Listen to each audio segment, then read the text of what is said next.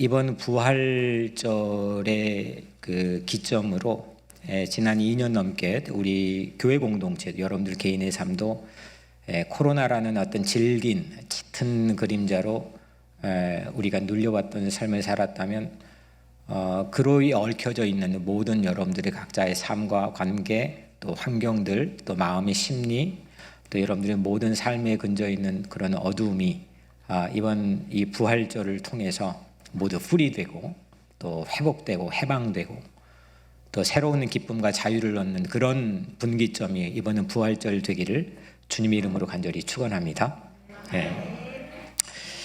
그렇죠. 우리 안에 있는 그 슬픔이 있죠. 또 두려움도 있고요, 불안도 있고요, 근심 걱정 왜 없겠습니까? 하지만 이런 죽음이 주는 어떤 막강한 힘, 권세, 이걸 이기시고 그 예수 그리스도는 부활하셨습니다. 아멘. 그 부활을 밍숭맹숭하게 그냥 귀로나 아니면 머리로 인지하고 받아들이는 그런 연례적인 행사로 지나지 않고 여러분들 온 가슴으로, 온 마음으로, 온 삶으로 이 부활의 엄청난 능력과 또 힘을 여러분들이 받아 어둠의 힘을 이기고 뚫고 또 부활의 소망으로 다시 시작하는 그런 여러분들의 삶을 축복합니다. 여러분들 제가 부활절 때마다 이야기하는 카타콤 아시죠? 모르시는 분은 공동묘지입니다. 고대의 공동묘지, 중동 지역에 있는 공동묘지를 카타콤이라고 불렀습니다. 초기 기독교인들이 공교롭게도 자국 내의 유대인들에게도 핍박을 받고 박해를 받고 이단아로 여겨지고 또 당시 세계 패권을 가지고 있는 로마 제국에게도 엄청난 핍박과 박해를 받았습니다. 그래서 그들이 피했던 곳이 카타콤, 지상으로 반 정도 드러난 카타콤도 있고 지하로 아주 깊숙이 들어가 있는 카타콤도 있는데 이 지하의 공동묘지로 저마다 저 수많은 기독교인들이 피해서 은신처를 삼았습니다. 그러다 보니까 거기 안에서 그들이 학교도 짓고 우물도 만들고 회당도 만들고 모든 갖가지 생존에 필요한 도구들을 그곳에서 만들어 살았습니다. 미로 같습니다. 지금도 유적지가 있는데 그 카타콤에 들어가면 정말 미로 같습니다. 거기에서 200년 이상을 버텼습니다. 어떻게 이들이 그 컴컴한 미로 같은 곳에서 200년, 20년도 아니고 200년 이상을 버티고 생존하고 그들이 가졌던 신앙을 잃어버리지 않고 여전히 소망을 가지고 있을 수 있었을까? 거기 인사법에서 찾게 되죠. 그들은 만날 때마다 이렇게 인사했다고 합니다. Christ has risen indeed. 와, 저는 이걸 매 부활절마다 얘기하지만 그때로 들어가서 감정이입을 해봅니다. 그들이 캄캄한데 그 미로 같은 데서 언제 여기에 은신처가 발각되지 못한 몰살될지는 모르는 그런 위험한 그런 경각에서 만날 때마다 인사하는 겁니다. Christ has risen indeed. 주님이 사셨대. 주님이 다시 사셨대. 정말 사셨대. 이게 주는 그들의 삶의 희망, 그들의 삶의 새로운 용솟음치는 기쁨, 이것이 그들을 200년 이상 동안 그곳에서 살게 했습니다. 313년 콘스탄틴 대제 로마 국교로 기독교가 공인된 이후에 그곳에서 있던 수많은 후손들, 기독교 후손들이 카타콤에서 지상으로 나오게 됩니다. 그때 눈이 멀어버린, 너무 어두운 공간에 오래 있다가 나와버리니까 눈이 멀어버린 그런 기독교인들도 다수가 있었다는 그런 기록이 전해집니다. 오늘 우리 각자의 삶에도 이 인사가 오늘 우리 삶에 새로운 능력을 제공해 주기를 주의 이름으로 축원합니다. 네, 한번 앞뒤좌우로 한번 해볼까요? Christ has risen indeed.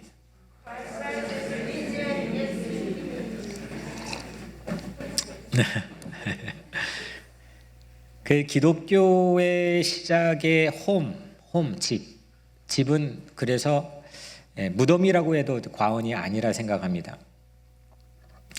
초기 교회도 무덤이었지만 이렇게 초기 교회가 있던 터전도 무덤이었지만 무엇보다 예수님께서 부활하신 빈 무덤, 비어있는 무덤, 오늘 본문에 소개되고 있는 비어있는 무덤, 그 무덤을 목격했던 사도들이 전혀 달라진 증언을 하기 시작합니다. 충격을 받았습니다. 그리고 그 증언을 기록한 신약 성서 위에 기독교는 세워졌고 오늘 우리에게까지 전해져 오고 있습니다. 그래서 무덤은 우리 교회도 지금 뒤에 어린이부에서 그림 전시회를 하면서 아니 교회에다가 무덤을 만들어 놨단 말이에요. 이게 누구 발상이 신기하지 않습니까? 제가 유럽에서 공부할 때 미국은 유럽의 영향을 받았기 때문에 여전히 그런 흔적들이 많이 있지만 동네마다 가장 센터에 교회가 있습니다. 가장 높은 곳에 교회가 있습니다. 교회 첨탑보다 높으면 안 됩니다. 물론 거기에 대한 부작용도 있지만 여하튼 중앙에 있고 그 바로 옆에나 교회 안에는 무덤이 꼭 있습니다. 그래서 무덤은 교회 이 마을의 센터입니다. 그리고 그 교회에 순교를 했다거나 정정받는 가장의 인물들은 교회 바닥 그 본당의 바닥에다가 무덤을 만들어 놓습니다. 지금도 유적지처럼 관광하고 있는 많은 교회들은 그런 형태를 가지고 있고 맨하탄에 있는 교회들도 그런 형태를 유지하고 있습니다. 이렇게 무덤은 교회와 뗄래야 뗄 수 없는 그런 밀접한 관계를 가지고 있습니다. 오늘 성경 전체 안에서 무덤이 가장 많이 반복되고 있는 본문을 우리가 읽었습니다. 계속 무덤입니다. 근데 과연 그날 무덤 안팎에서 어떤 일이 일어났길래, 과연 무슨 일이 대체 일어났길래 그 광경을 목격했던 증인들이 충격을 받습니다. 충격을 받고 그로 인해서 그들이 증언하는 그들이 본 일에 대한 증언을 통해 새로운 공동체가 만들어지기 시작합니다. 그를 우리는 교회라고 부르지만 그 공동체는 역사에 엄청난 영향을 제공하고 오늘 우리가 지금 있는 이곳까지 유지되고 있습니다. 과연 그 무덤 안팎에서 그날 대체 무슨 일이 일어났던 걸까요? 그걸 보고 그렇게 엄청난 충격을 받고 세상을 발칵 뒤집어 엎는 창조적 소수가 만들어졌던 그날 그 무덤 안에서는 뭐가 대체 만들어졌냐는 것. 먼저 오늘 본문엔 한 여인이 무덤을 새벽녘에 찾아갑니다. 안식 후 첫날 일찍이 아직 어두울 때 막달라 마리아가 무덤에 와서, 여러분들 그날 우리가 한번 감정이입을 해보자고요. 그날 새벽에 그 한 여인이 무덤을 찾아가는 게 쉬울까요? 어려울까요? 어려운 일입니다. 그냥 보통 무덤이 아니라 처형당한, 정치범으로 처형당한 시체가 매장되어 있는 무덤입니다. 그리고 로마의 경비정, 다른 복음서에 의하면 로마 경비정이 철통같이 경비하고 있던 무덤입니다. 거기에 여인이 새벽에 무덤을 찾아갔습니다. 제가 어릴 적에 그런 기억이 떠올랐습니다. 할머니가 저에게 심부름을 이른 새벽에 시켰는데 제가 늘 다니는 익숙한 길입니다. 그 익숙한 시골길을 가다가 제 놀이터나 마찬가지입니다. 늘 다녔던 곳이고 저보다 더 잘 아는 사람이 없다라고 생각할 정도로 아주 어릴 때인데 지금도 머릿속에 그리니까 다 그려집니다. 그런데 간밤에 없던 무덤이 생긴 걸 그날 발견했습니다. 제가 무서웠겠습니까? 안 무서웠겠습니까? 저 어릴 적에 엄청나게 겁이 많았습니다. 너무너무 무서워서 그날 그 아침 저 혼자 오만 가지 상상을 하면서 그 무덤에 뱅뱅뱅뱅 돌았던 그 기억이 있습니다. 그날 아침 수도 없이 그 무덤 주변을 이게 뭐 때문에 그랬을까? 간밤에 무슨 일이 일어났을까? 그 어린 나이에 오만 가지 상상을 하면서 두려움과의 초조가 저를 완전히 짓눌러 버렸습니다. 그리고 급기야 할머니까지 데려왔습니다. 그런데 그곳은 할머니가 데려와서 나중에 알고 보니까 그는 무덤이 아니라 조경을 위한 인공 봉분이었습니다. 그러니까 나무를 심고 그 나무에 길을 만들게 하기 위해서 봉분을 무덤하고 너무 흡사하게 만들어 놓은 겁니다. 저는 그날을 기억하면서도 우리도 무덤 비스무리한 것만 봐도 불안하고 마음이 막 흔들리고 요동칠 때가 많다는 걸 생각해 봤습니다. 몸이 이 안에 뭐가 있지? 이 시대가 어떻게 가는 거야? 내 자녀들의 삶은 어떻게 되는 거고? 내 앞으로의 운명은 어떻게 되는 거지? 수없이 그게 무덤일 수도 있고 또 무덤 비스무리한 것일 수도 있는 그것들을 통해 우리는 수없이 엄청난 압박감을 가지고 그 무덤 주위를 서성이면 느끼게 되는 감정들을 가지고 살고 있는지도 모르겠습니다. 그날 아침 그 어릴 적 제 아침처럼. 그런데 막달라 마리아는 무덤으로 새벽에 갔습니다. 여러분들 만약 1세기에 어떤 사람이 부활하신 예수님을 목격한 사람들이 있단 말이에요. 그 목격한 사람들의 이야기를 꾸며내려고 1세기에 어떤 사람이 시도했다면 증거 능력을 당신 전혀 갖지 못하는 여자에게 이렇게 주연 배우를 맡기는 것은 꿈도 꾸지 못하는 겁니다. 막달라 마리아가 무덤에 와서 돌이 무덤에서 옮겨진 것을 보고 막달라 마리아가 이 여인이 처음에 와서 봤단 말이에요. 시몬 베드로와 예수께서 사랑하시던 그 다른 제자에게 달려가서 말하되 사람들이 주님을 무덤에서 가져다가 어디 두었는지 우리가 알지 못하겠다 하니. 막달라 마리아는 예수의 무덤이 있는 것, 비어 있는 것, 그걸 처음 목격한 사람입니다. 이 엄청난 일의 첫 목격자가 여인입니다. 그리고 빈 무덤을 알린 사도들에게 간 여성 사도입니다. 그러니까 사도라고 하는 것은 예수 그리스도의 십자가의 죽음과 부활을 직접 목격한 사람을 사도라고 부르는데 처음 부활을 목격한 사람입니다. 그러니까 어떻게 여자가 이렇게 사도가 될 수 있느냐 해서 이 그레고리 교황, 주후 691년 정도 되는 그레고리 교황은 이 막달라 마리아에게 창녀라고 설교를 했습니다. 우리들도 여러분들도 불현듯 머릿속에 창녀가 아닌가. 성경은 그를 창녀라고 해본 적이 단 한 번도 없습니다. 자기가 스스로 나는 죄인이라고 고백했습니다. 근데 우리는 그 마법에 전부 걸려서 야, 이 여인은 창녀구나.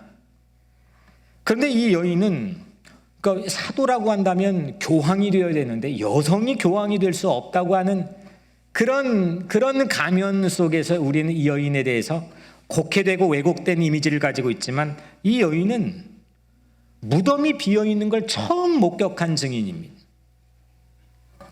그리고 이후에 우리 오늘 본문의 후반부에는 부활 예수를 직접 처음 만나고 직접 얘기도 나눈 첫 인물이 되었습니다. 마가복음에 의하면 이 여인은 7 귀신이 들렸다가 예수님께서 고쳐주신 여인입니다. 아니 7 귀신 들렸다가 회복했는데 그런 여자의 증거를 누가 믿어주겠습니까? 그런데도 성서는 막달라 마리아를 처음으로 내세워서 부활의 첫 증인으로 세웁니다. 꾸며낸 얘기라고 한다면 이건 너무나도 얼토당토 않는 각색입니다.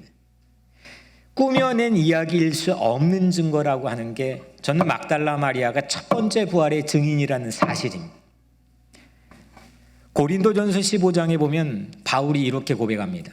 게바 베드로에게도 보이시고 부활하신 예수님이 게바 베드로에게도 보이시고 후에 12 제자에게도 보이시고 후에는 500여 형제에게 일시에 보이시고 그리고 맨 나중에 만삭되지 못하여 난 자 같은 내게도 보이셨느니라. 아니 막달라 마리아나 바울이 모두 부활을 목격한 사람들의 태도입니다. 여러분들 각자가 부활의 증거가 되기를 주의 이름으로 축원합니다. 아니 나조차도 봤는데 나까지도 봤는데 나마저도 부활의 능력을 경험했는데 내가 빈무덤인데 이런 증인으로 살아가는 여러분들이 되기를 주의 이름으로 축원합니다. 부활은 어떤 권세와 세상적 권력을 가지고 휘황찬란하게 있는 것이 아니라 나마저도 나까지도 그것이 부활의 첫 증인으로 전면에 세우는 것, 부활을 거부할 수 없고 부활의 증인이 되지 않을 수 없는 그 놀라운 사실이 부활의 첫 이야기입니다. 마리아가 이렇게 막달라 마리아가 이 빈 무덤을 처음 목격하고 그 다음에 한 행동이 두 제자에게 달려갑니다. 마리아도 빈 무덤을 본 직후에 실제 예수님께서 부활했다고 하는 사실이 아니라 시신이 없어졌다, 시신이 누군가 가져갔다, 시신이 탈취되었다 이렇게 여겼기 때문입니다. 두 제자에게 달려가서 이 사실을 알렸습니다. 그리고 두 제자가 또 그 무덤으로 그 소식을 듣고 달려갑니다. 4절에 둘이 같이 다름질하더니, 그러니까 나머지 복음서를 전부 합쳐놓은 것보다 더 많이 달려가는 모습을 이 본문이 담고 있습니다. 계속 달립니다. 그만큼 절박하고 급박하다는 겁니다. 이 두 제자가 달려갔는데 4절 5절에 그 다른 제자가 베드로보다 더 빨리 달려가서, 그 다른 제자는 우리가 요한으로 알고 있습니다. 요한으로 보이는 조금 더 젊은 청년이 그 무덤에 먼저 도착합니다. 그 다른 제자가 베드로보다 더 빨리 달려가서 먼저 무덤에 이르러 구부려 세마포 놓인 것을 보았으나 들어가지는 아니하였으나, 이상한 점이 있습니다. 세마포 옷이 그 무덤 안에 놓여 있었습니다. 만약 시신을 훔쳐갔거나 시신을 훔쳐간 것으로 누군가 각색을 했다면 세마포를 증거로 남겨두지는 않았을 겁니다. 먼저 이게 시신을 가져가는데 시신에서 옷을 벗기고 그걸 가져갈 리는 없기 때문입니다. 빈 무덤에 정리된 세마포, 그 세마포는 예수의 부활을 명백하게 증거하고 있는 장치입니다. 이어 베드로가 도착합니다. 베드로는 성격대로 머뭇거리지 않고 요한과 다르게 빈 무덤 안으로 들어갑니다. 훨씬 흥미로운 점은 그 빈 무덤 안에 있는 수건의 위치입니다. 7절에 또 머리를 쌌던 수건은 세마포와 함께 놓이지 않고 딴 곳에 쌌던 대로 놓여 있더라. 이게 베드로가 우리에게 증언해 주는 부활 빈 무덤의 광경인데, 다시 한번 잘 보세요. 또 머리를 쌌던 수건은 세마포와 함께 놓이지 않고 딴 곳에 쌌던 대로 놓여 있더라. 예수님의 머리를 둘렀던 수건은 세마포와 함께 놓이지 않고 처음 두른 모양대로, 처음 그 시신을 쌌던 모양대로 따로 있었다는 겁니다. 누군가 시신을 벗긴 뒤에 무슨 효과를 노리고 옷을 정리하는 고생을 감수하겠습니까? 아니, 이거를 실제로 꾸며 각색을 했다면 이 대본은 피해야 이건 아주 수준 낮은 작가라 할지라도 정상이죠. 수건 또한 예수 부활을 증언하는 이들의 명백한 증거품입니다. 나흘 만에 살아난 나사로 여러분들 아시죠? 나사로가 무덤에 매장되어 있는데 나흘 만에 살아났습니다. 이 나사로와 예수의 부활이 엇비슷한 것 같아 보이지만 세마포와 수건에서 명백한 차이를 우리에게 보여줍니다. 그때 나사로의 무덤 앞에 펼쳐졌던 광경이 이렇게 보도하죠. 죽은 자가 수족을 배로 동인 채로 나오는데 그 얼굴은 수건에 쌓였더라. 예수께서 이르시되 풀어 놓아 다니게 하라. 나사로는 자기 몸의 천과 세마포와 머리의 수건을 풀어줄 사람이 필요했습니다. 혼자 풀지 못하는 거죠. 예수님은 천과 수건을 그대로 남겨두시고 혼자 그거를 그대로 그 쌌던 모양 그대로 남겨두시고 혼자 부활하셨습니다. 기독교는 이 빈 무덤 안에 잘 정리된 그 빈 무덤의 광경과 소품, 그 빈 무덤 위에 기독교는 세워졌습니다. 세마포와의 수건 같은 이 빈 무덤 안의 장치는 하나님만 하실 수 있는 부활의 증거입니다. 오늘 결정적 순간은 8절입니다. 그때야 무덤에 먼저 갔던 그 다른 제자도 들어가 보고 믿더라. 그러니까 먼저 도착한 사람은 누구예요? 요한이에요. 근데 들어가지 않았어요. 무슨 이유인지는 모르지만 들어가지 않고 세마포가 놓여 있는 것만 봤어요. 그 다음에 베드로가 도착했는데 그 들어가서 수건이 따로 쌌던 그대로 개켜 있는 걸 봤어요. 그 다음에 세 번째, 그때야 무덤에 먼저 도착했던 그 다른 제자 요한도 무덤 안으로 들어갔어요. 그리고 매우 중요한 보도를 우리에게 해주고 있는데 보고 믿더라. 저자 오늘 이 보도를 쓴 요한입니다. 저자 요한이 무덤에 들어갔고 세마포와 수건이 그렇게 놓여 있는 걸 봤고 그 다음에 믿었더라. Believe. 그들은 마리아가 전해준 소식을 듣고 막 누가 먼저 가나 다름질을 해서 무덤에 도착하는 그 순간까지 그들의 머리에 있던 예상 시나리오는 뭡니까? 무덤에서 시신이 없다. 돌문이 없어졌다. 열려졌다. 무덤에 시신이 없어졌는데 누가 가져갔다. 이게 그들의 예상 시나리오입니다. 근데 그 안에 있는 것을 보고 요한은 그것이 터무니없는 시나리오라고 하는 사실을 보고 깨달았습니다. 그리고 believe, 믿었습니다. 요한은 전에도 믿음이 있었을까요? 없었을까요? 전에는 믿음이 있었습니다.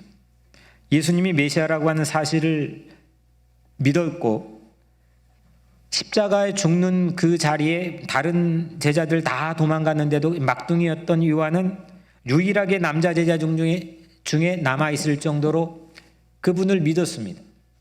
신의를 지켰습니다. 하지만 이 빈 무덤에서 보고 믿은 것은 전혀 다른 겁니다. 요한은 부활 예수를 최초로 믿었던 사람이 된 겁니다. 뭔가 아주 새로운 것, 하나님의 창조 능력에 대한 이 창조의 능력에 대한 주체할 수 없는 기쁨, 그 기쁨이 그날 이 요한의 가슴에 솟구쳐 채워졌습니다. 그 충격, 그때 봤던 그 충격은 이루 말할 수 없었던 겁니다. 그냥 마음 정도가 변화된 게 아니고 우리의 삶의 작은 습관 정도가 변화된 게 아닙니다. 그냥 역사에 구멍을 내버린 사건이었습니다. 그 역사에 구멍을 내버린 사건을 요한은 믿었습니다. 요한은 후에도 그 순간을 기억합니다. 개인의 고유한 기억으로 믿을 수 없어 하는 친구들에게 언제나 흥분된 목소리로 반복해서 들려줍니다. 이런 식으로, 그러게 말이야, 나도 믿을 수 없었다니까. 지금 생각해도 정말 놀라워. 어떻게 됐냐면 말이지, 아마 수도 없이 그날 그가 충격적으로 경험했던 사건을 들려줬을 겁니다. 혼돈과 흑암의 태초에 말씀으로 태양이 솟고 바다가 만들어진 새로운 창조의 순간을 성경은 기록하고 있는데 그때 그 순간을 실제 목격했던 사람은 아무도 없습니다. 성령께서 영감을 주셔서 기록한 거죠. 태초에 아무도 없었는데 그걸 어떻게 목격합니까? 그런데 이 새로운 두 번째 창조의 순간인 빈 무덤에서 일어났던 이 놀라운 일을 요한은 보고 믿었습니다. 그 빈 무덤의 감동과 충격, 그걸 요한은 증언했고 그 증언을 요한 복음서로 기록했고 그 기록으로 공동체, 새로운 공동체라는 게 예수 공동체가 세워졌는데 그걸 우리는 교회라고 부르고 기독교라고 부릅니다. 그러니 빈 무덤은 기독교의 모태입니다. 그 안에서 일어났던 일, 그 일어난 일에 대한 충격, 그 증언으로 만들어져 모여지는 사람들의 공동체, 우리는 물어야 됩니다. 우리가 크리스찬이라고 한다면 그 빈 무덤에서 일어난 일이 과연 어떤 일이고, 그 일어났던 일로 인해서 나는 어떤 임팩트의 충격을 받고 있는가? 요한복음에서 예수님의 부활을 뺀다면 이 요한복음에서 요한만 남는 겁니다. 십자가가 물론 요한복음의 절정이지만 죽은 사람들 가운데서의 부활하신 예수의 십자가여야만 의미가 있는 겁니다. 우리는 고난을 위한 고난이 아니라 부활을 위한 고난을 믿습니다. 고난을 엔조이하기 위해서 누가 나 때리고 누가 나에게 어렵게 하고 그의 의분이 일어나고 그 고난 자체는 목적을 두고 우리가 고난을 얘기하는 게 아니라 부활을 위한 고난을 우리는 향하고 있습니다. 우리도 예수 부활을 오늘 요한처럼 보고 믿었더라. 오늘 우리 각자의 삶에도 죽음의 흔적, 이게 죽었구나, 이게 끝이구나, 세마포와의 수건으로 동동동동, 이 사회는 끝이구나, 나는 이젠 더 이상 기대가 없는 거구나, 이런 흔적들이 얼마나 많이 있습니까? 하지만 예수님은 다시 부활하셨습니다. 그 부활을 통해서 우리 각자의 삶에도 빈 무덤에 남겨진 세마포와의 수건처럼 내 삶의 죽음의 흔적이 곧 부활의 증거가 되는 그런 놀라운 역사들을 보고 믿었더라. 그 믿음의 역사가 오늘 우리 각자의 삶에 있게 되기를 주의 이름으로 간절히 축원합니다. 이게 과학적 사실, 팩트, 의학적 사실로 사람이 죽었다 어떻게 살아날 수 있느냐?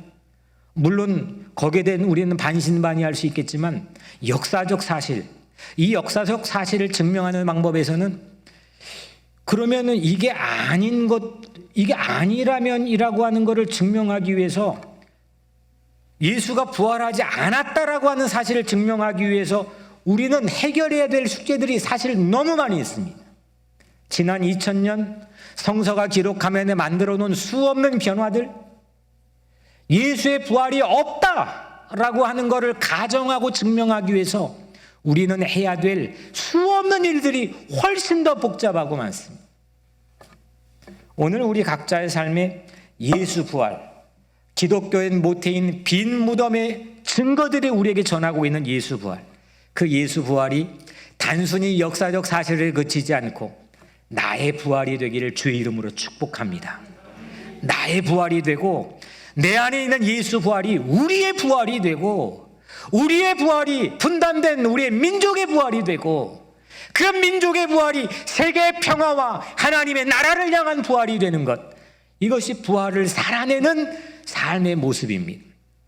부활, 저마다 아주 호화스러운 삶의 공간과 성스러운 종교적 공간에서 부활을 얘기하지만 실제 부활을 살아내지 못하고 여전히 죽음의 문턱에서 여전히 불안해하고 그 죽음에 늘 얼검에 있는 삶이라고 한다면 오늘 이 부활절을 통해서 우리가 부활을 살아내는, 나의 부활을 살아내는, 우리의 부활을 살아내는 그런 은혜가 있게 되기를 주의 이름으로 간절히 축원합니다. 빈 무덤을 목격한 두 제자가 이제 자기 집으로 갔습니다. 10절인가요? 11절인가요? 10절에 자기 집으로 갑니다. 이렇게 그 안에 세마포와 원래 감았던 그대로 따로 개켜져 있는 수건을 목격하고 특히 요한은 그걸 보고 믿었던 이 두 제자가 이제 자기 집으로 돌아갑니다. 그리고 그 무덤 바깥에는 처음에 말했던 막달라 마리아만 혼자 밖에 서서 울고 있었습니다. 그때 마리아는 부활하신 예수님을 만나 대화를 합니다. 이야기를 나누는데 처음에는 그 예수님을 알아보지 못했습니다. 누구인 줄 알았습니까? 동산지기인 줄 알았습니다. 15절에 마리아는 그가 동산지기인 줄 알고, 이 마리아의 직관적 판단, 과학적 사실에 대한 판단이죠. 이거는 잘못 알아봤습니다. 하지만 제가 이 말씀을 준비하면서 깊은 차원에서는 이건 어떤 의미에서는 옳았다고 하는 사실을 우리에게 보도하고 있는지도 모르겠습니다. 왜냐하면 새로운 창조이기 때문입니다. 부활하신 예수님은 새로운 시작입니다. 쫓겨난 추방당하고 그 길이 막히고 그 안에 엉겅퀴와 가시덤불이 자랐던 그 가시와 엉겅퀴를 모두 뽑아내서 영원한 생명을 주실 둘째 아담으로 불려지는 동산지기가 부활하신 예수 그리스도로 고백되어지기 때문입니다. 부활이 주는 가장 결정적 변화가 뭔지 아십니까? 지금까지는 부활의 증거들을 우리가 살펴봤다면 오늘 마지막으로 부활이 주는 가장 결정적 변화가 뭐냐?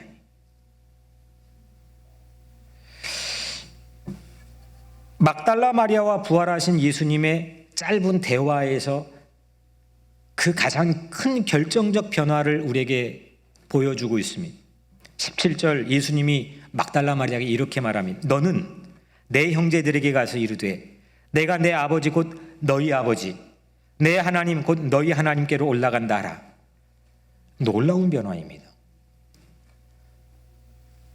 전 부활절 이게 절기 설교에 늘 정해지는 본문을 가지고 일평생 설교해야 되기 때문에 이 절기 설교가 상당히 저에겐 난관, 모든 목회자에게 난관이지만 놀라운 변화입니다.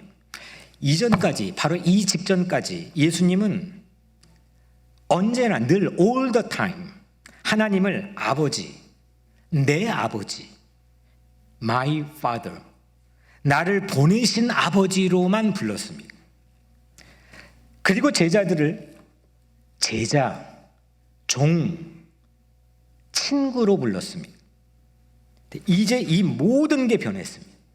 오늘 예수님께서는 너는 내 형제들에게 가서 이르되 내가 내 아버지 곧 너희 아버지 너희 하나님께로 올라간다 하라. 내 형제들로 내 아버지 나를 보내신 내 아버지가 너희들도 아버지예요.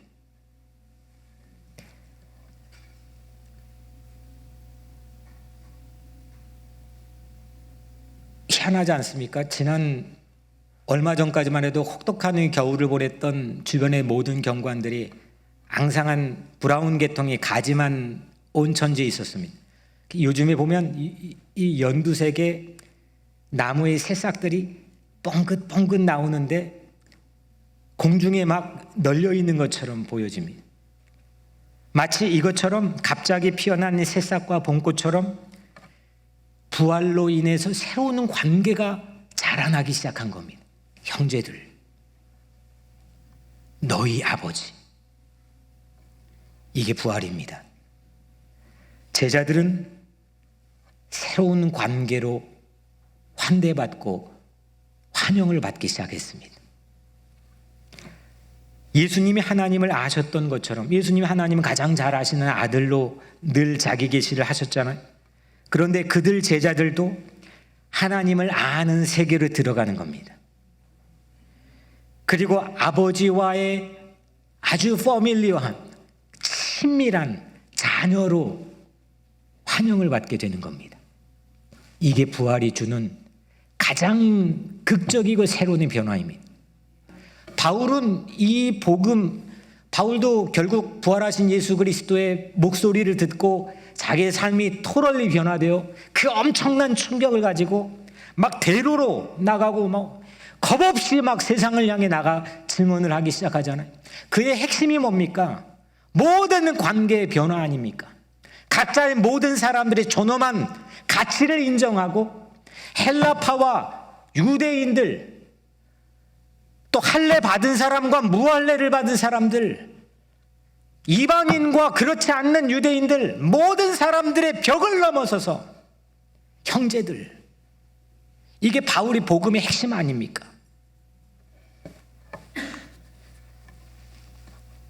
주체와 객체가 따로 있지 않고 우리 관계는 어디를 가든지 주체와 객체가 있고 주인과 손님이 있습니다. 그 안에는 묘한 차별이 있고 불평등과 불공정함이 있습니다. 세상은 다 그렇습니다. 그런데 부활을 경험하고 부활하신 예수를 통해서 그들 안에 새로 그냥 주체가 안 되는 새로운 기쁨이 그 안에 채워지고 넘쳐났던 한 가지는 뭐냐면 주체와 객체가 따로 있지 않고 한 형제와 자매인 가족이 되고 주인과 손님이 따로 있지 않고 하나의 사명으로 살아가는 부활 공동체를 세웠다는 겁니다. 모였다는 겁니다. 함께 모이고 나눴다는 겁니다. 가족이 됐다는 겁니다. 그것이 교회여야 합니다. 부활 공동체가 바로 이런 모습이어야 합니다. 이 부활 복음을 믿는 사람들이 지나가면 새로운 관계가 세워졌습니다. 코로나 무덤은 지난 2년 넘게 우리 관계를 위축시켰습니다. 우리 교회도 그나마 이 코로나의 엄혹한 상황에 선방을 하고 또 여러분들의 많은 헌신으로 예배가 지켜지고 그랬지만 부인하지 못할 것은 우리 관계를 위축시켰습니다. 교회를 섬기는 또 교회를 통해 함께 나누는 펠로우십이 현격하게 줄어들고 예배를 끝나면 나온 것만 해도 정말 대단한 거였습니다. 그래서 모두가 손님 같은 느낌을 가질 수도 있습니다. 이게 객체와 주체가 구분이 되어버리는 그런 위축됨이 우리에게 있을 수도 있습니다. 그런데 이 빈 무덤은 하나님과의 관계를 새롭게 하고 빈 무덤은 우리 사이의 모든 관계를 자매와 형제 있는 가족으로 부활시키는 줄 믿습니다. 서로 사랑으로 환대하고 섬기는 관계가 여러분들의 가정과 교회와 여러분들의 삶에서 이루어지게 되기를 주의 이름으로 축복합니다. 사랑하는 여러분, 우리는 무덤에서 주변을 서성이고 있는지도 모릅니다. 5만 가지 똑똑한 이성적이고 합리적인 생각과 논리를 가지고 하지만 여전히 내 보이지 않는 심리는 무덤에서 좌충우돌하고 있는지도 모릅니다. 빈 무덤으로 가는 여러분들의 발길이 되기를 축복합니다. 무덤 비스무리한 것들로 억눌렸던 모든 것들을 청산하고 예수님 부활하신 빈 무덤으로 함께 갑시다. 빈 무덤에서 부활의 증거들을 보고 믿는 그 예수의 부활 신앙으로 모든 관계가 회복되는 부활을 살아가는 우리 교회가 되기를 주의 이름으로 간절히 축원합니다. 기도하겠습니다.